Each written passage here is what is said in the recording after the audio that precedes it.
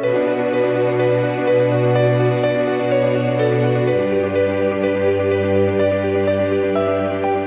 human physiology, there are actually 12 vitamins that your body requires every day.